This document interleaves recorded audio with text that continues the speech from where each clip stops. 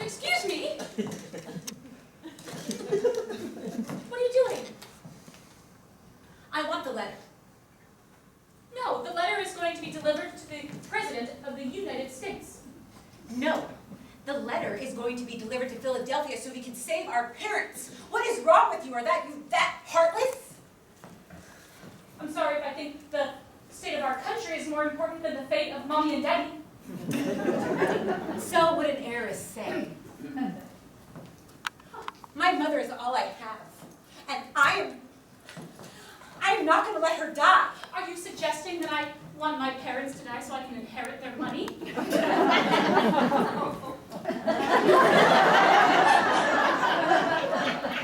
It's not true. Look, my parents were old when they had me. They're relatively elderly now. They've lived fine lives, wealthy. They've done everything. They've visited every continent. And they're not very nice people. The apple doesn't fall far from the tree. The fate of democracy stands with this letter getting to the President. So this is what you care about. After your fiancé was murdered, how are you not grieving? The most amazing man. How did you know him exactly? What were you doing arriving at his hotel room? We're old friends from childhood. Oh, right, old friends. You know what? Maybe there was a little bit more to it. Oh, don't worry, not like that. When we were young. It's you, isn't it? You're the one that he talks about in his dreams. He talks about me in his dreams. Talked. He would sleep talk. Saying, if only that dance. I just thought you meant, if only we had another night to go dancing, but he was talking about you, wasn't he? Sounds like it.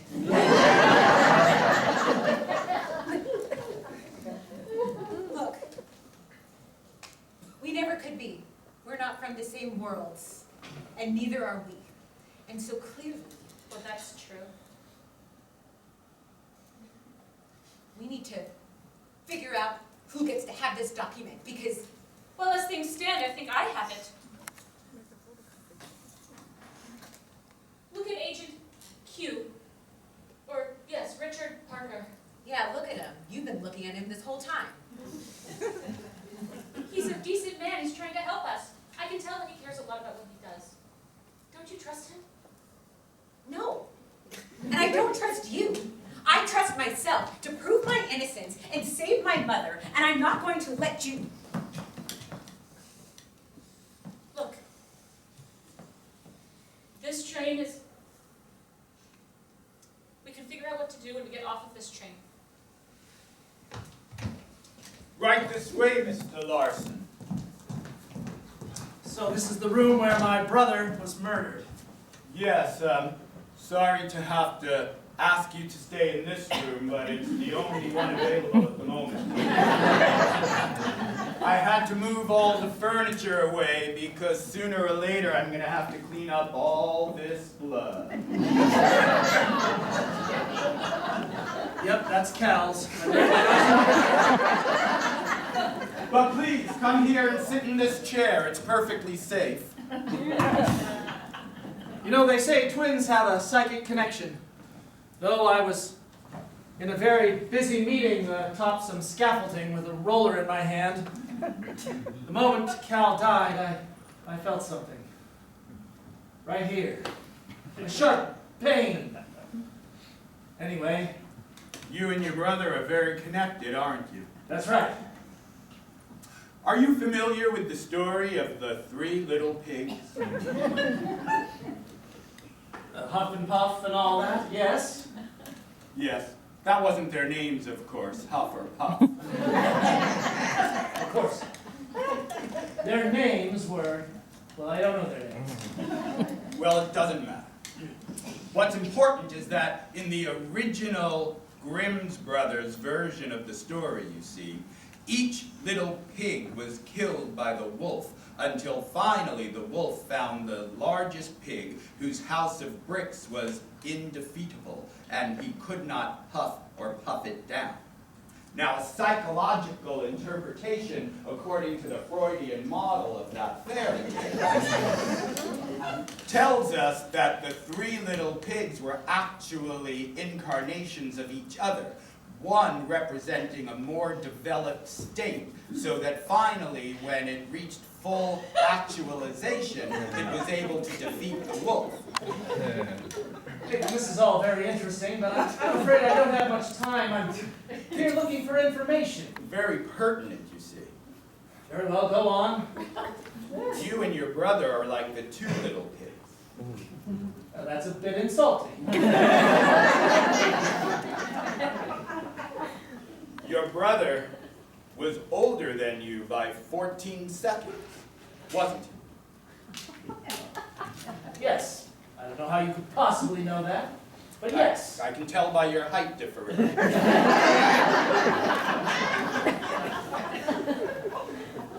Don't you understand what I'm saying? It's almost as if your brother had to die so that you could be fully actualized yourself. Your brother was just the imperfect mold upon which you were formed. Well, I don't know anything about that, Nathan, but what I do know is that I've been sent on a mission to find my brother's killer, and I'm going to bring those 2 women to justice. I will go to the ends of the earth to find whoever it was that killed my brother and seek revenge. What if it's that beautiful brunette?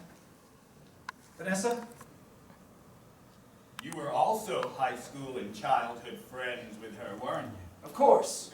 We all used to play together by the pool. But your brother had dibs. I stayed out of the way because, well, I knew his feelings for her. But now, the house of twigs has been blown down. Yes, and as far as I know, she's the big bad wolf. I don't know what kind of mess she's gotten mixed up in. Her and Annie. I mean, I knew my brother's fiancée as well. I just never saw either of them as being capable of anything so terrible. You know voices in my head. I just bet that, like his brother, he is also being held back by some irrational fear of something. Not birds, of course, we've done that. But I bet he has some other irrational fear preventing him from becoming the man he wants to be. On the count of 3, why don't we guess? What do you think it is? 1, 2, 3! Yes! What was that voice in my head? Carrots. Let's find out. Yes, you're right. I've taken entirely too much of your time, Mr. Larson. But before you go, let me give you this.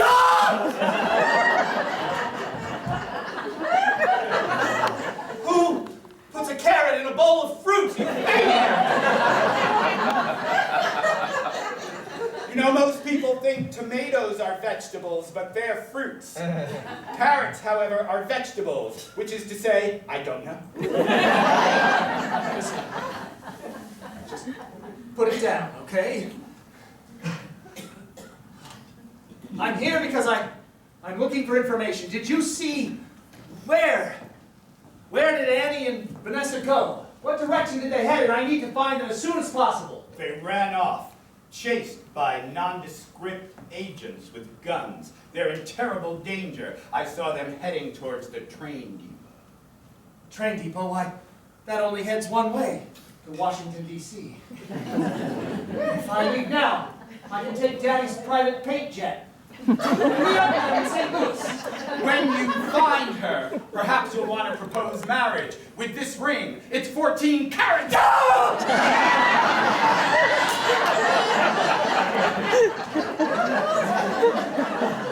That's not funny. Thank you for the information, Nathan. I won't be staying here tonight after all. I need to get on that jet. Well, you're not getting back. You're not.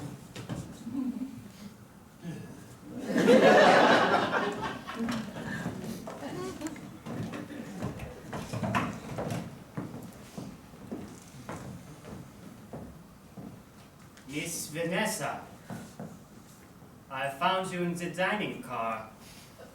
Please, take a seat. Please don't hurt me.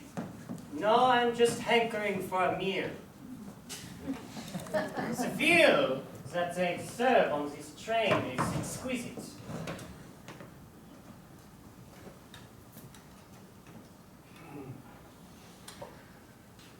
So, I have been speaking to your mother.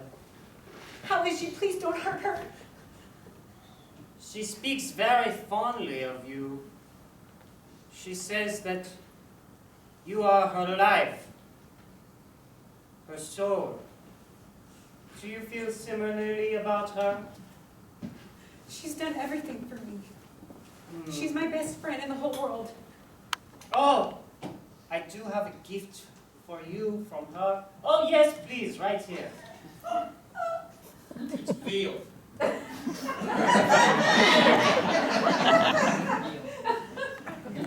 Pardon me. Veal juice.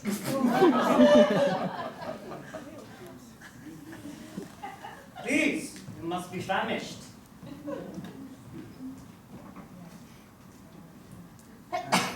As I was saying, I too have a gift from your mother. In fact, it's in this box right now.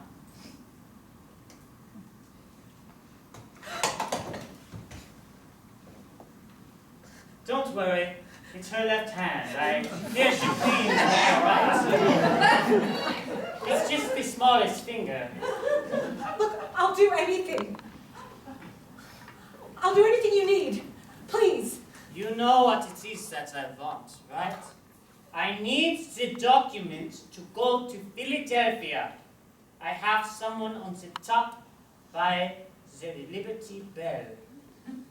Simply deliver the letter there and Mommy and you can be together. I'm trying. I can't get it away from that woman and that other agent. Don't worry, we'll be safe here in a moment. I hope HR. Where's Vanessa?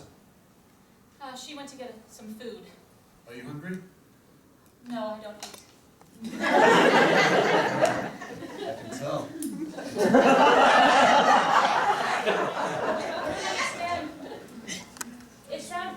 That man, he made it sound like you worked for him. Why do you have different intentions? I'm a double-crossing agent. I am a secret spy sent by the United States. That document that you're holding in your purse contains secret military reconnaissance. That's so exciting. You find that exciting? You know that I studied Russian military tactics Pardon me. in my spare time? Oh. You order veal, sir. Do you eat veal? I took a shot in the dark. I do make an exception for veal. Dave. Oh.